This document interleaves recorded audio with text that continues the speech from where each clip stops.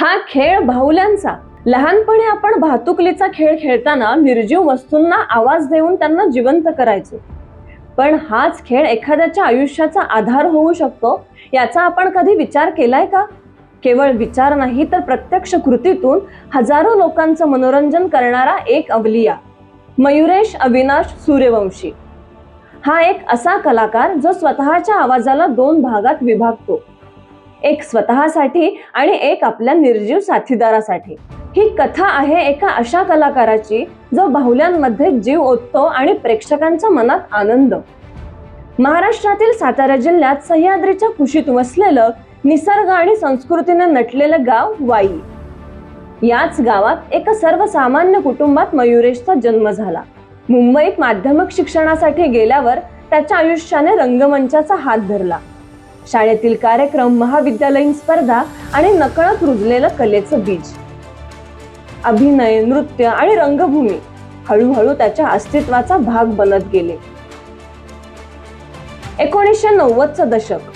मराठी सिनेमावर अधिराज्य गाजवणारा एक नाव माननीय लक्ष्मीकांत बेर्डे. त्यांची अभिनय शैली, त्यांची विनोद बुद्धी आणि रंगमंचावरची ऊर्जा.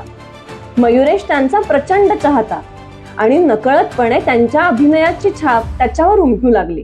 लोक म्हणू लागले, तू अगदी त्यांच्यासारखा दिसतोस. आणि त्या एका वाक्याने जन्म झाला एका नव्या नावाचा, वाईचा लक्ष्या. साहेब, मला एक कळत नाही, डॉक्टर, वकील, प्राध्यापक, व्यापारी समजे आमदार होऊ शकतात, मग ह्यो कलावंत ह्यांच्या घशात का अडकतोय? माशा अडकल्या का? मला एक सांगा, डॉक्टर आमदार झाल्यावर ऑपरेशनचा खर्च काय कमी झाला नाही?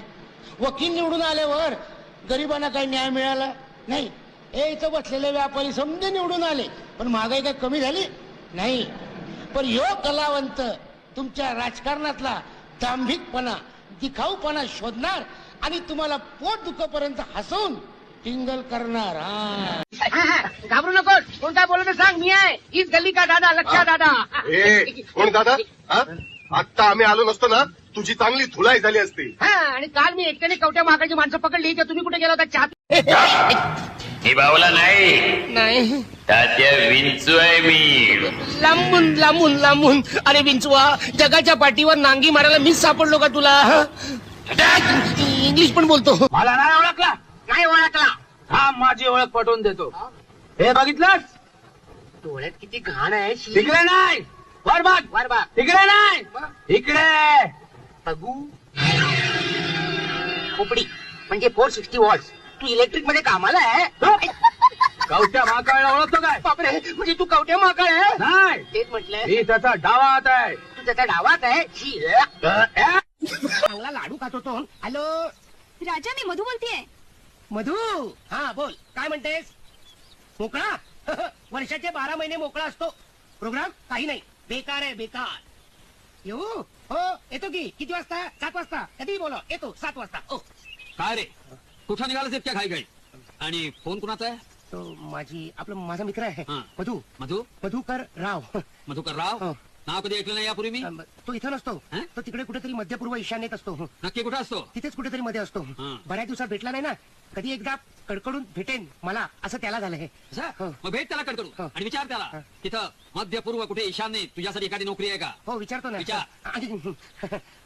अरे मला तिकडे कुठे नोकरी आहे का रे? आहे ना, भांडी घासायची. येतोय उद्यापासून. आहे म्हणतो. हो. कसली आहे नोकरी? भांडी घासायची. हं? पावडर. काय? भांडी घासायची पावडर, त्याची फॅक्टरी, त्यात मला नोकरी. हं. असं म्हणतोय तो. ताबडतोब गेलं पाहिजे, नाहीतर हातची नोकरी जायची. आलो का? येतो का? येतो रे. काय झालं म्हणून काय विचारतेस? अगं रामायण झालं, आता महाभारत व्हायचं बाकी आहे. तो इन्स्पेक्टर महेश आलाय मुंबईहून चौकशीसाठी. कसली चौकशी? अगं कसली चौकशी म्हणून काय विचारतेस? अगं मी ती बातमी दिली होती ना टकलू ऐवानाची, ती अंगाशी आली माझ्या. तो इन्स्पेक्टर महेश म्हणतो, बातमी दिलीस ना, दाखव टकलू ऐवान. बाप दाखवण्याचे श्राद्ध कर, अशी घट झाली माझी. मग दाखव की तुझा बाप. सावटच आहे, कानाखाली आवाज काढ. बाप काय? टकलू ऐवान पाहिजे त्याला. बाबा, एक सनसनाटी बातमी मिळाली. बातमी? कसली बातमी? म्हशीची. म्हशीला रेडकू झालं. 2 तोंडाचं. 2 तोंडाचं? 2 तोंडात देऊ का तुझ्या? चालेल. काय झालं बाबा? काय रे? ठीक आहे कंसाची बातमी झाली तुला कॅमेरा घेऊन कशासाठी पाठवलं होतं? कशासाठी पाठवलं? म्हशीच्या मागे लागायला नाही, फोटो काढायला. मी काढलेला फोटो. कुणाचे? म्हशीचे? गंगीचे. अरे गंगेचे फोटो काय चालायचे नाही लक्षा. अरे तुला अक्कल येणार तरी कधी? ते मी तरी कसं सांगणार? लक्षात तू आणि इथं काय करतोय? तुझे फोटो आणले. फोटो बघू बघू. अरे पण बा आहे ना घरात. अरे वा मच्छा. बा घरात आहे. काय करतोय काय? कोण आहे का गंगे? तू काळजी करू नको, मी बघतो त्याला बरोबर. मीच आहे घरचा माणूस लक्षा. तू? मी निरोप सांगायला आलो होतो. असला निरोप? हा टोळगे साहेबांनी तुम्हाला ताबडतोब बोलवलंय पोलीस स्टेशन मध्ये. टोणगे साहेबांनी? कशाला? कशाला गा? हा टकलू हैवानाची गँग माहितीये का? टकलू हैवान ती आली आहे गावात. काय र तू खरं सांगतोयस ना वा? तुमच्या नम्रा शपथ खोटं सांगत असेल तर म्हणू दे. टोणगे साहेब तुमची वाट बघतायत. अहो असाल तशी या असं टोणगे साहेबांनी सांगितलंय. ड्युटी फर्स्ट बाबा. ते काय मागे का नाही? यायचं काय घेऊन बसली? मंजिरा मंजिर काय करती? तुझा बा गेला तुरी. तुझ्या त्या बावल्याचं नाव अर्धवट राव. मग या बावल्याचं काही नाव ठेवलंयस की नाही? नाही अजून बारसं केलं नाही पण लवकरच करायचंय. हा? काय गुलामा काय नाव ठेवायचं तुझ्या? मी तात्या विंचू. तात्या 35 रुपये. 35 रुपये आणि ही निर्मा पावडर 10 रुपये. 10 रुपये. बरं तुझ्याकडे 100 रुपये सुटे आहेत का? अहो आणीन कुठूनही बोला काय देऊ? एक मॅचीस पाहिजे होती. माचीस? हो. 100 रुपये घेऊन आला आणि माचीस मागतो. ठीक आहे लाव तुझ्या तोंडाला जा. बरं सकाळपासून एक गिरायक आलं घेऊन काय केलं? माचीस ते पण फुकट. फुकट. हे माचीचे पैसे दे. दरोडेखोरांच्या बंदोबस्तासाठी खास नेमणूक केली त्यांची. अरे वा नाव काय त्यांचं? KR डोईफोडे. डोई फोडे. मज्जा. मी टांग मोडे ते डोई फोडे. ऐक्याकडे इच्छेकडे. युवा महोत्सव, राज्यनाट्य यामध्ये छोट्या मोठ्या भूमिका करत त्याची मोठ्या स्वप्नांकडे वाटचाल सुरू होती. कलाकार अष्टपैलू असावा या विचाराने त्याने नृत्याचं प्रशिक्षण घेतलं. परिपूर्णतेचा ध्यास घेत तो स्वतःच नृत्य प्रशिक्षक झाला. लहान मुलांमध्ये मिसळून त्यांच्यातलाच एक होऊन शिकवताना तो सर्वांचा लाडका बनला. बदलत्या काळानुसार सोशल मीडियावर reels, short films, web series, serials या माध्यमांचा देखील त्याने वापर करून आपली कला जगासमोर दाखवली. पण एक प्रश्न कायम होता. दुसऱ्यांचे संवाद बोलून किती दिवस जगणार? गुरु दीपक बिडकर सर यांचा तो एक प्रश्न आणि आयुष्याला मिळालं एक नवबळ. स्वतःचं काहीतरी कर. आणि या विचारातून जन्म झाला बोलक्या बाहुल्यांचा. ओठ न हलवता बोलणं, आवाजावर नियंत्रण आणि 2 वेगवेगळ्या व्यक्तिमत्वांना जिवंत करणं.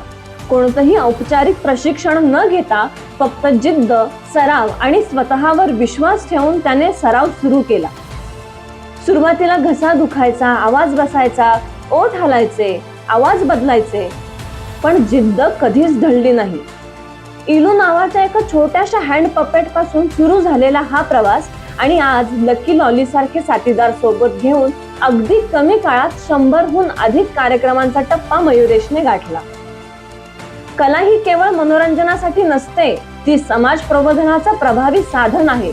गुरुवर्य प्रभाकर वर्तक सर यांचे विचार त्याच्या मनात खोलवर रुजले होते आणि म्हणूनच वाईच्या कृष्णामाई उत्सवात, घाटांवर, समाज प्रबोधन रॅलीमध्ये, सामाजिक कार्यक्रमात त्याने अनेक मोफत कार्यक्रम केले. कधी मुलांना हसवलं तर कधी मोठ्यांना विचार करायला भाग पाडलं. वाई, पुणे, मुंबई, नागपूर अशी अनेक शहरं, अनेक रंगमंच आणि असंख्य प्रेक्षक. समाजकार्य प्रत्येक क्षेत्रात स्वतःला सिद्ध करत गेला. या सगळ्या प्रवासात एक व्यक्ती कायम त्याच्या पाठीशी उभी राहिली, ती म्हणजे त्याची आई. जग विरोधात उभं असताना ती त्याच्या बाजूने ठाम उभी राहिली. फक्त शाब्दिक पाठिंबा नाही तर कधी कधी त्याची सहकलाकार देखील बनली. मग लक्षाला भेटायला तुला लाज नाही वाटत? लाज नाही वाटत? खबरदार पुन्हा इथे येशील तर. खबरदार. चल निघ. ललित संध्याकाळी अमृत भेट. हा अमृत कशाला? त्या आंब पाडायला आणि आपलं ते सर्दीचं औषध कानाला लक्ष?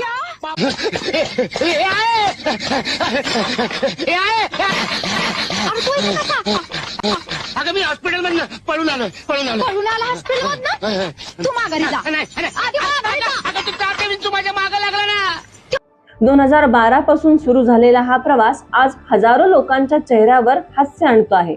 एक कलाकार ज्याने बाहुल्यांना आवाज दिला आणि स्वतःची ओळख निर्माण केली. आजही तो बाहुल्या फक्त हलवत नाही, तर तो त्यांच्यातील भावना सर्वांसमोर मांडतोय. आणि कदाचित म्हणूनच मयुरेश फक्त कलाकार नाही, तो एक अनुभव आहे. कलेवर प्रेम करा, कारण कला तुमचं आयुष्य घडवते आणि त्या प्रेमात जर तुम्ही झपाटलात तर प्रत्येकामध्ये एक लक्षात दडलेलं आहे, हे एका अवलियाने सिद्ध करून दाखवलं. अशा या अतरंगी विनोदवीराला कार्यक्रमाच्या शताब्दी सोहळ्याला सर्व वाईकर नागरिक यांच्याकडून खूप खूप शुभेच्छा.